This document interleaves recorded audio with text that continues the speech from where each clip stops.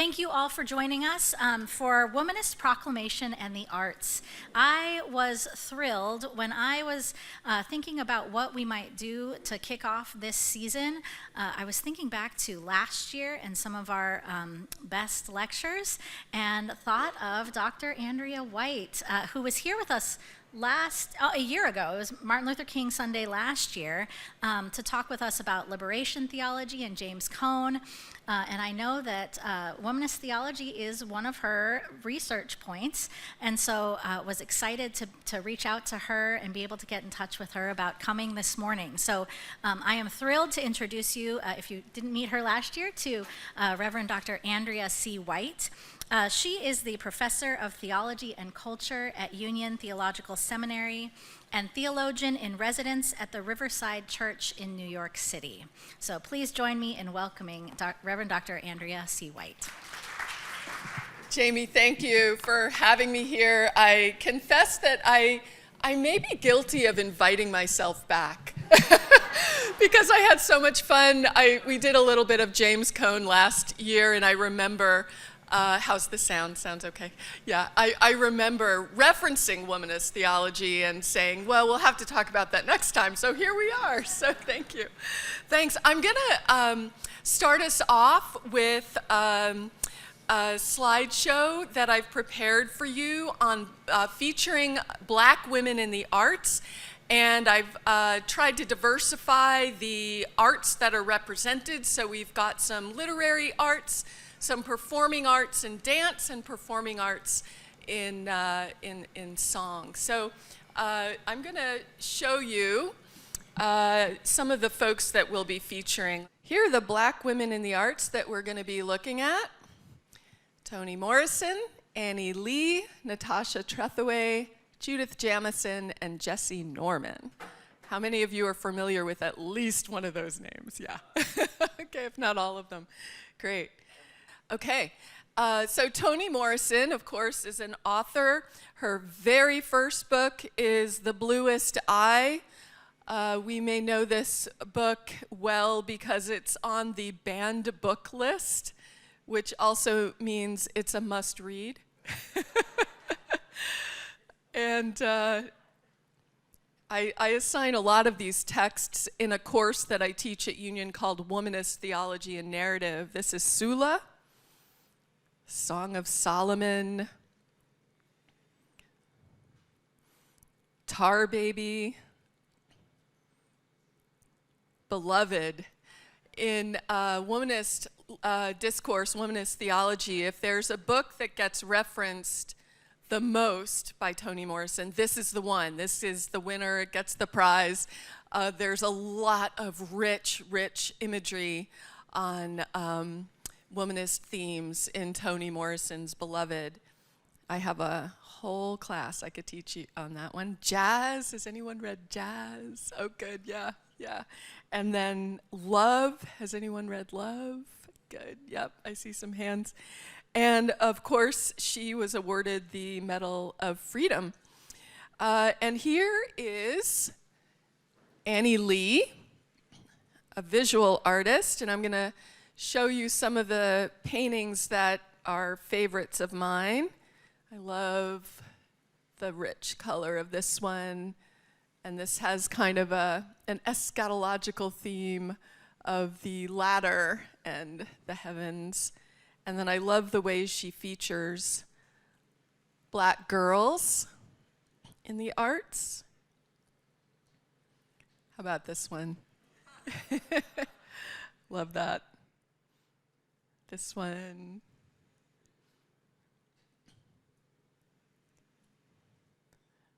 These images are just striking. Gorgeous, gorgeous. And this is a kind of a famous metaphor in womanist and Black feminist literature, the metaphor of the kitchen table. The kitchen table winds up being a metaphor for safe space and where a lot of Black women's agency gets expressed in unabashed ways with womanist discourse. At the kitchen table, you have the safe space to be who you are and say what you think. I don't know what Annie Lee was thinking when she painted this, but that's what it makes me think. And also, of course, the beauty salon. And there are lots and lots of themes in womanist discourse around black hair, black women's hair. I love this one. Who's walking who? This one conjures for me the necessity of self-care for black women to indulge in self-care. I think the bubbles in this bath are a symbol of indulgence. Here's a beautiful landscape. And she's also famous for this one. Has anyone seen this before? The First Family.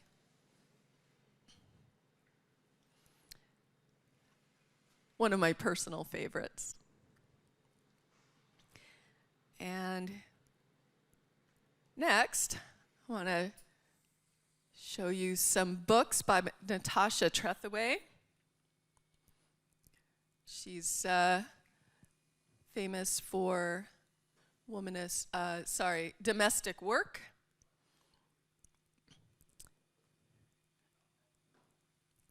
Book of Poems, Ophelia, and Native Guard, Beyond Katrina. And then I'm going to actually indulge us in a reading by Natasha Trethewey. Elegy for my father. I think by now the river must be thick with salmon. Late August, I imagine it as it was that morning, drizzle needling the surface, mist at the banks like a net settling around us, everything damp and shining. That morning, awkward and heavy in our hip waders, we stalked into the current and found our places, you upstream a few yards and out far deeper.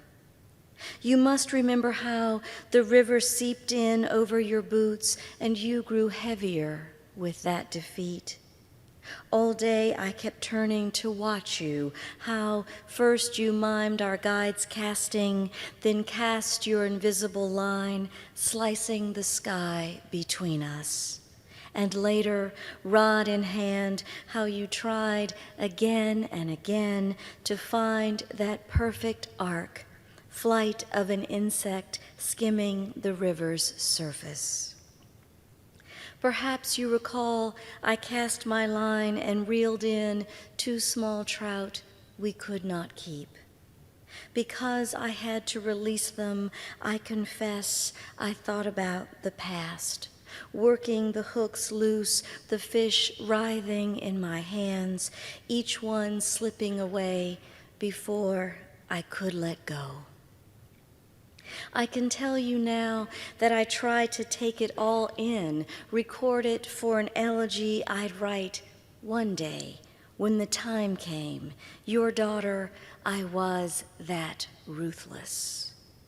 What does it matter if I tell you I learned to be? You kept casting your line, and when it did not come back empty, it was tangled with mine. Some nights, dreaming, I step again into the small boat that carried us out and watch the bank receding, my back to where I know we are headed. Here is an excerpt of the poem Elegy that we just heard. And next, Judith Jamison. I used to actually work at Jacob's Pillow, which is a dance festival in the Berkshires, and I know this is being recorded, so I'm hesitant to share this autobiographical detail, but but I dated a guy for 4 years, not my husband, who was the son of a principal dancer with Alvin Ailey, and his mom was the executive director of the Jacob's Pillow. So I actually got to watch Judith Jamison dance. This was more than a couple years ago, actually. It was in the 80s. Yeah, I dated this guy when I was 2. And Judith Jamison was still around, very much around in dancing, and I got to watch her dance quite a bit, and I have an autographed poster of her hanging in my wall that I get to see when I'm sitting at my desk. It's the thing I see the most. So she has a kind of a sentimental place in my story. But I will share with you, I'm going to share a video of her after I share a few images. And I've seen her dance at least 100 times, and every time I watch her, I'm still just completely moved by her expression. But here's some gorgeous images of her.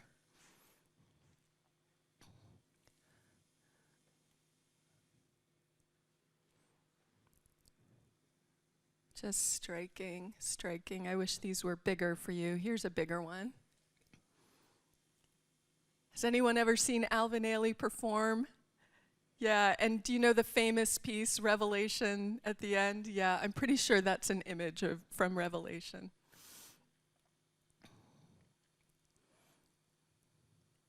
That's definitely from Revelation. Yeah, she became the artistic director after she was a performer, and so she's also known for her choreography. But here is a very famous piece of her.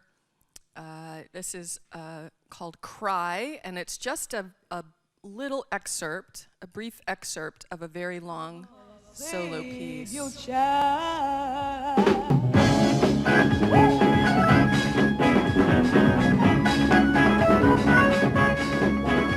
She had arms which were talking by themselves, you know, and she could begin movement that hair-raising feeling you would get, you know, in her way her body moved and her expression, how she danced. She was a wonderful performer.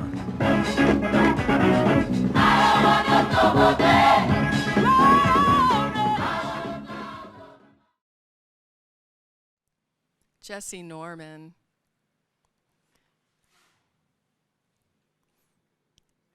And here's some images of Jesse Norman.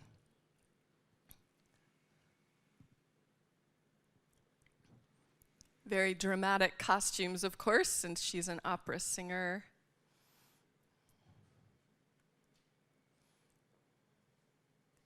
Here's another photo featuring Barack Obama.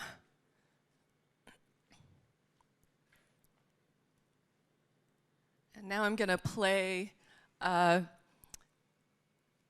duet with Jesse Norman and Kathleen Battle.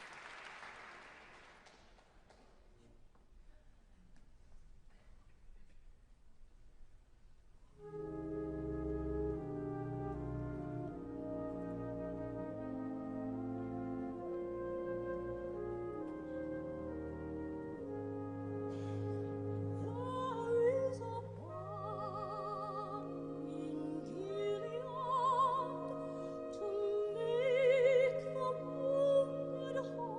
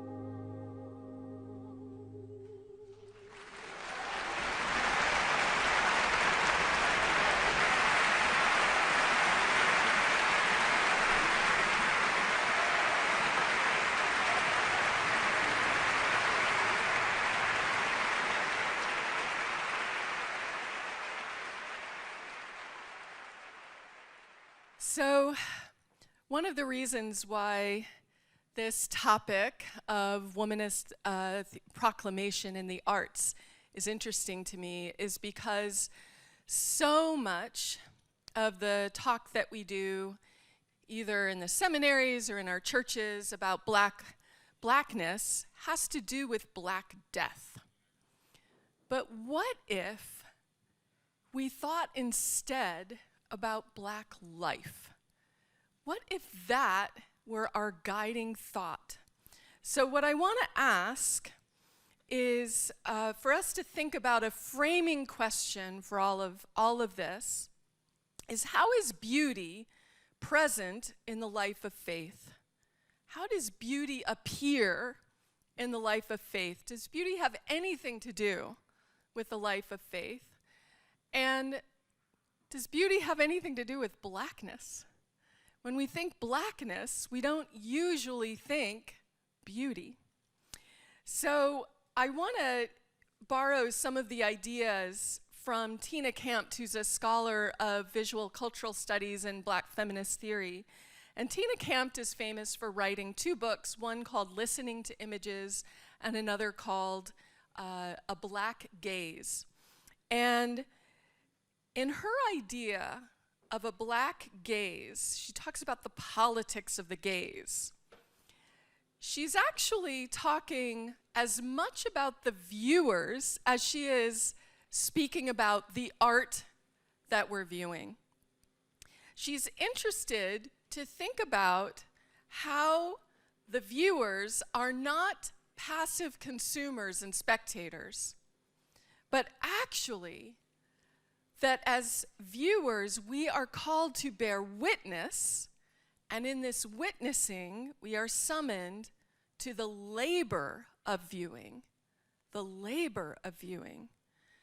She calls it an affective labor. It's a labor of feeling. Maybe it's a labor of discomfort, positioning or repositioning, but in any case, it solicits a response from the viewer so that we're not merely passive consumers and spectators. And blackness is usually seen through the lens of pity, sympathy, or concern, something to be seen, objectified, rather than something to be felt. And one of the very kind of famous themes in womanist thought is the adamant insistence against redemptive suffering, the notion that we must suffer in order to be redeemed. Because Dolores Williams, who's the mother of womanist theology, argued that the cross is a symbol of death and defilement, but we should never make death and defilement and Jesus' sacrifice on the cross in itself sacred. Suffering is not sacred. Black death is not sacred. God does not desire death, God desires life.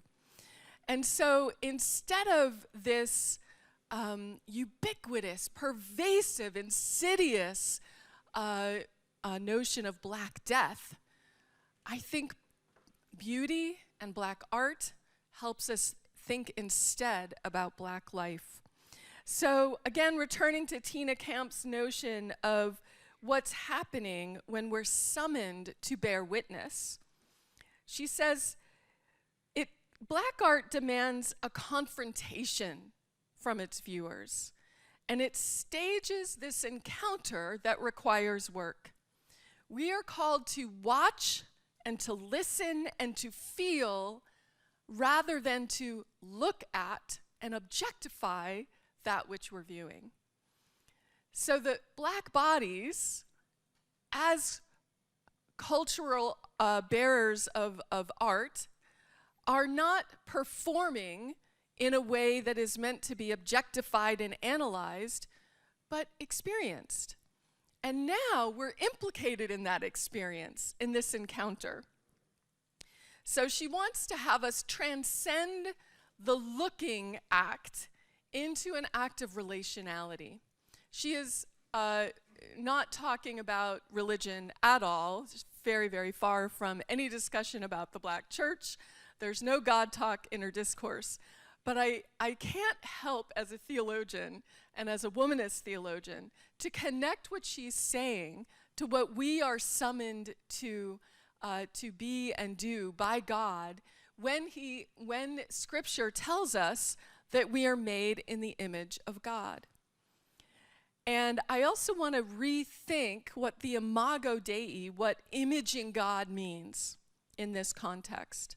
We usually think of imaging God as kind of a laundry list of the best features of what it means to be human. I image God when I am self-determined. I image God when I'm rational. I image God when I'm free. But what if we cannot take freedom and self-determination and autonomy for granted? What does it mean to image God, to have agency and power in the midst of powerlessness? Do we then sacralize suffering and the suffering on the cross and the suffering that Black women experience in the experience of Black life? Are we to sacralize that and make suffering in itself redemptive? And Christian womanist theologians will say, absolutely not. I do not need to suffer in order to be saved. So again, Black art, Black life, not Black death. We are imaging God in our relation to God. We are called to be in relation to God. So I would argue that this imaging of God is a vocational task that we are called to become, not an essentialized notion of who we are, but who we are called to be. So that who we are called to be is beautiful, but beauty also implicates us. As viewers, we're not spectators, but we're involved in the encounter, in a relation with that which we are viewing.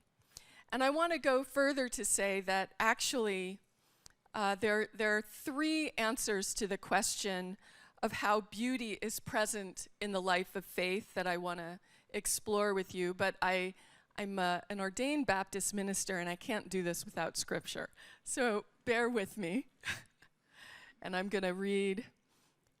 I had many, many scriptures to share with you, but I'm just going to share Psalm 104, the very last half of the psalm.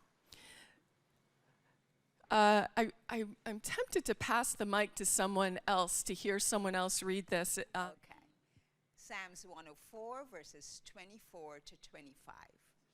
O Lord, how manifold are your works.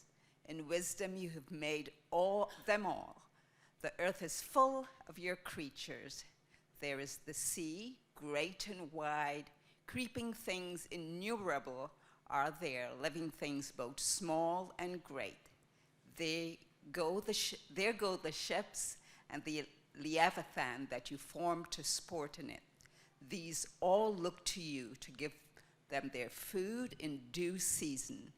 When you give to them, they gather it up. When you open your hand, they are filled with good things. When you hide your face, they are dismayed.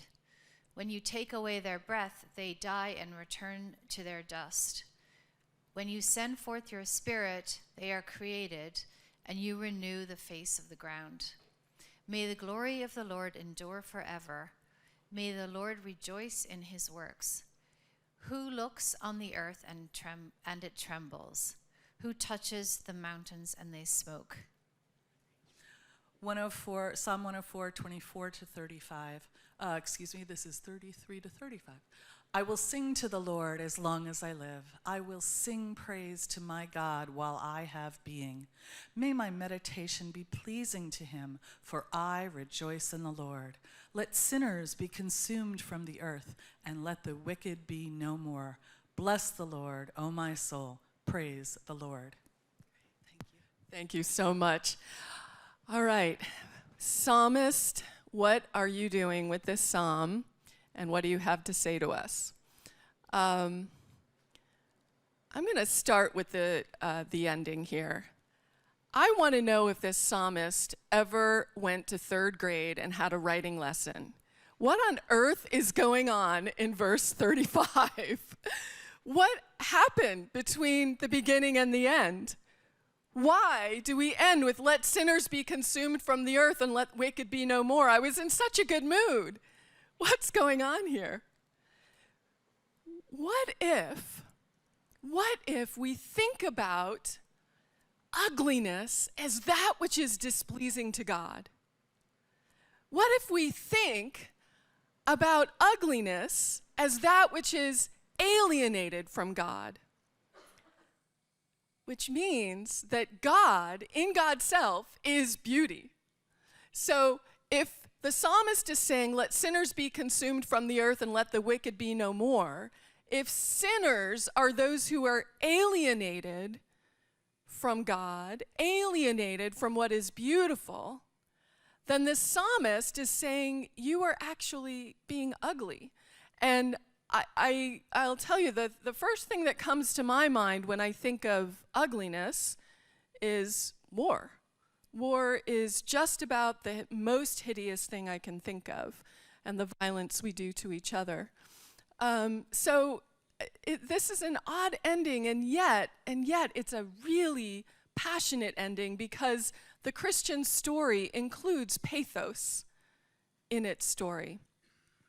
Let me go back to the beginning of this psalm. So, O Lord, how manifold are your works, in wisdom you have made them all. The earth is full of your creatures. So I want to suggest that beauty is two things. It's who God is, and it's what God does. It's who God is, and it's what God does. There's the sea, great and wide, creeping things. And these all look to you to give them their food in due season. So here's the other thing I want to say. Back to this theme of bearing witness and spectatorship. We often think that we have a sense of self-worth when we're seen. And of course, an art form is begging to be seen. But I've just argued that we don't want to view the art form in a way that we are consumers of the art form, where we're objectifying the art form, and especially if we think of blackness, I'm arguing we don't want to think of it through the eyes of pity and concern, right? So, if we're going to thematize bearing witness here, I would suggest that what matters most in the life of faith is not seeing, but being seen by God. These all look to you to give them their food in due season. When you give to them, they gather it up. So we want God to look at us, to provide for us. We want to be seen. When you hide your face, they're dismayed. When God doesn't see us, we're dismayed. But we need recognition from God in order to have a sense of who we are, made in the image of God, in order to be in relation with that which is other, with that which is not God, or that which God has created. So there's an ethics to this womanist theme of beauty. There's an ethics going on here. Beauty and goodness go together if we look through this lens. When you send them forth, your spirit, when you send forth your spirit, they are created, and you renew the face of the ground. There's something about the Spirit of God that makes beauty manifest. May the glory of the Lord, I'll end with this one, 31. May the glory of the Lord endure forever. May the Lord rejoice in God's works. So I would suggest, just as race is an aesthetic of beauty, I'm equating the way in which we see blackness as a way in which we see beauty. I would also argue that the glory of the Lord is what helps us understand what is most beautiful. And it's the Spirit of God that brings us to see manifestations of beauty. So let me return back to my question. How is beauty present in the life of faith? And how does beauty appear in the life of faith? I want to hear what you all might have to say to that question. And I'm curious if you want to maybe I'll give you just a minute to think about it at your tables, and then I'd love to hear what you all have to say in response to this question. How is beauty manifest in the life of faith? Okay, so I'm going to give you a minute to think about that at your tables, and then I'd like to hear your responses in our full group. Okay, I'll give you a minute. Okay, I'm sure you could spend a lot more time than that, but I've got my eye on the clock. I'm going to ask you all to share what you came up with. Any volunteers for sharing a response? How is beauty present in the life of faith? How is beauty present in the life of faith? Anybody? Okay, great.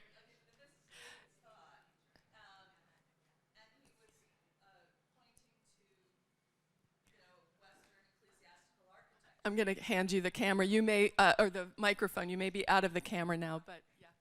This is David's thought, so he's here. Go, you want to just do it? No, I don't. You All right. Much better. At his instruction. In considering, American, Western American ecclesiastical architecture, it is a reflection of the beauty, and that's what it was done for. So the places are sacred spaces in Christian houses of worship were specifically intended to be this visible expression of the beauty of God. I love that example, and that's it's also important to talk about space and what space, sacred space, does for the life of faith. Yeah, anybody else? Yes. We were talking a little bit about the importance of music and dance as an expression of beauty and as a reflection of God in our lives, and how those are ways of expressing beauty and our belief and faith in God. That's great. Dance and music as expressions. Yeah. And joy. Oh, yes, absolutely. Yeah, manifestations of joy. Anybody else? Yes. And I'm going to hold on one second. Hand you the mic. Well, we almost saw the questions rhetorical, because where is beauty not expressed in faith, And we were also talking about how beauty is expressed through the service that we do for others and the things that we do. When we put faith in action, that is beautiful. And the music is beautiful, and the words are beautiful, and art is beautiful. And we find beauty wherever we go, and it sort of empowers and also educates our faith, basically. I love that as a punchline. Where is beauty not? That's a perfect way to describe it. And I think I saw your hand. Yes. Yes. And also, when you put all of the things that have been referenced together, we're using our talents, and we have individual reflections of our faith.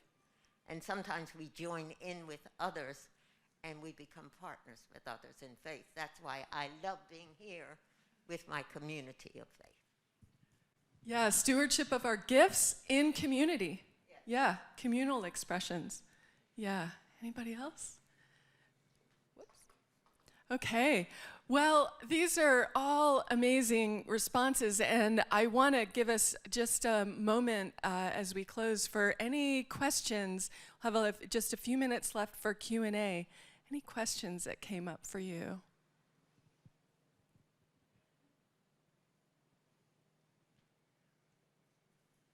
Yes. Color how you view beauty. Does one's past history color how we view beauty?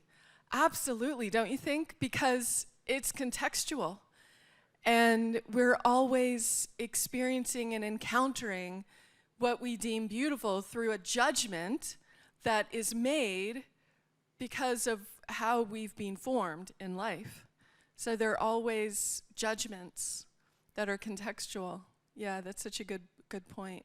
So our experiences shape how we experience beauty, which is why it's so important to talk about how we're implicated as a viewer of art, and especially with Black art. How are we implicated in a relation to the art? Yeah. Yes. Yeah, I can't help but think about my work. I work in documentary film programming, and I just watched, film after film about. I work in documentary film program, and part of my job is to look at film after film, really well done, important films about racism, police brutality, all these things that affect the Black community on such a, awful way, and they're all mostly well done and very impactful and important. And at the same time, I think that some of the most impactful films are the observational films, where there's not necessarily a message or a point, but you get to just live and breathe with these people and with these families, and there's no agenda. You just get to see them, in their humanity, in their fullness.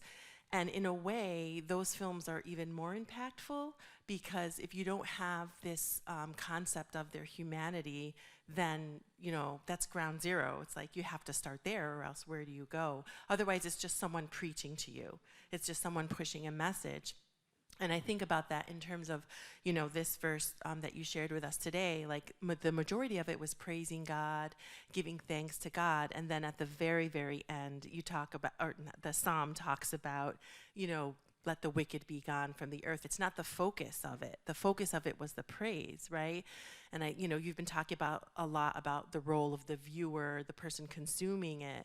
And I just couldn't help but think about that, that we see beauty in each other's humanity, and that all those other agendas or objectives will come naturally if we focus on the beauty of God's creation and we see humanity in one another.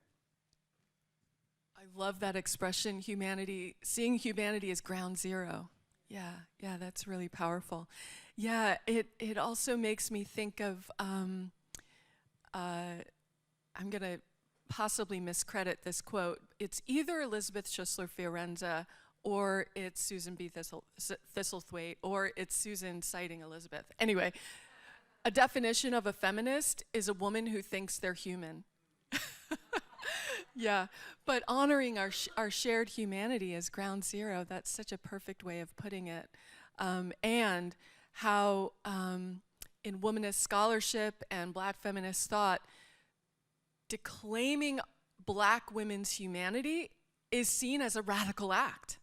And it's often perceived as aggressive, a little uppity, know your place, just simply by affirming our humanity. Yeah, and that actually reminds me of some of the stuff we talked about a year ago that I'm sure you all remember with the Black Power movement, and how James Cone equates the Black Power movement with the gospel. And freedom of God is liberation, and expressions of liberation are actually expressions of who we are made to be in God. Yeah, which is also back to the justice theme, beauty and goodness and justice. There's an ethical thread through what I'm trying to say here about beauty as well. Not just a theological thread, but an ethical thrust to the theology. Yeah, hopefully without so much jargon. Yes? Maybe something I should have asked an hour ago, but can you tell me what the difference is between feminist and womanist? Oh, such a great question. What's the difference between feminist and womanist? So here's, I was tempted to give you an intro to womanist theology, but I was worried it would take up the whole time. So I'm going to try to do it in a sentence. I usually take about 3 hours to answer this question, and actually, to be quite honest, 13 weeks. Womanist theology recognized that Black theology was attending to race, but not gender. Feminist theology was attending to gender, but not race. So womanist theology is a corrective to the gaps that showed up in Black theologies shortcomings by not attending to gender, and feminist theology's shortcomings by not attending to race. So womanist theology is focusing on race and gender, and in its early stages it talked about the tripartite forms of oppression, the 3 parts of oppression: race, class, and gender. And then that was in its nascent stages, and then later on it added also sexuality and disability studies as well. So I like to argue that womanist theology is the most holistic in its approach to what it means to be human, more capacious in understanding. Yeah, I hope that's a quick and dirty answer, but yeah. Okay, thanks for that question. Any more questions? Should we end there, Jamie? Oh yeah, Jamie gets final. I guess my last question was, I know so many of our folks love to read. Is there a resource, to kind of an introductory resource? Oh, she's going to her computer. Here it comes. Oh, she has the books. So I have a couple books that I have assigned for a January term intensive class that I'm teaching this month at Union Theological Seminary. And by the way, I understand that my students are joining online. Actually, it's not being live streamed, but they'll see it later. So I want to give a shout out to my students at Union Theological Seminary, and also to Mom and Dad who are going to be watching. They wanted to be here, but their obligations at church, at their own church, kept them from joining me this morning. They live here in Manhattan. So these are books that I'm having them read. And they're not books by religion scholars, but they're really, really important for the work that I want to do in my class. And one of them is a book I already referenced, Tina Campt, C-A-M-P-T, A Black Gaze, G-A-Z-E, A Black Gaze, Artists Changing How We See. And so many of the ideas that I shared with you this morning are inspired by her and follow her very closely. And then another book by a philosopher, Black is Beautiful. That's an easy title to remember. The subtitle, A Philosophy of Black Aesthetics by Paul C. Taylor. So A Black Gaze by Tina Campt, C-A-M-P-T, and Black is Beautiful by Paul Taylor. I always get dinged on this by my girls who are teenagers, and I'll say, oh, come on, it's so easy, you can do this. Mom, stop saying it's easy for you. So I think they're accessible from my viewpoint. I think they're not too dense. My students might tell you otherwise, but they're really, really, really good books. Yeah, thanks for that, Jamie. All right, thank you so much. Please join me in thanking Dr. White for this morning. Thank you so much for all of your work. And one more thing for you all to read. The Voice just came out, and so this program is in there as well. If you flip kind of I only have one hand here, 2/3 of the way through, you will see the rest of our adult education programming for the spring, and I would love to see you all back here. So thank you again, Dr. White, for joining us this morning. And folks, feel free to grab more coffee and then head on down to worship. Thank you. Thank you for having me.